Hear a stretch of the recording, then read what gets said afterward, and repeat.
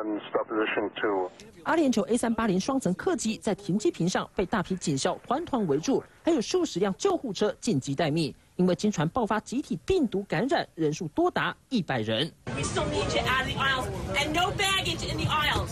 机管人员紧急登机了解情况，机上521名乘客在下机前一一接受机组人员检查，确认没有发烧才能离开。Very, very deep, intense cough, violently sick, going into the bathroom a lot.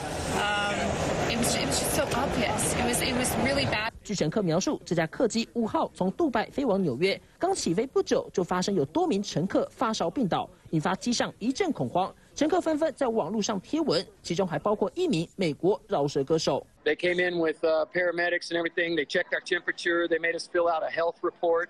And I'm just like, wow, what is going on?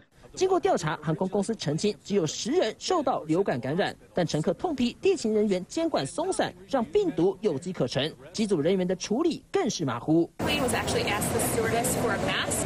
She said that there were none on board, but it was that obvious and audible, and people were really sick. 阿联酋不久前才让全新豪华客机风光亮相，如今却成了病毒传播的温床。对照广告中的奢华享受，显得格外讽刺。三立新闻上的报道。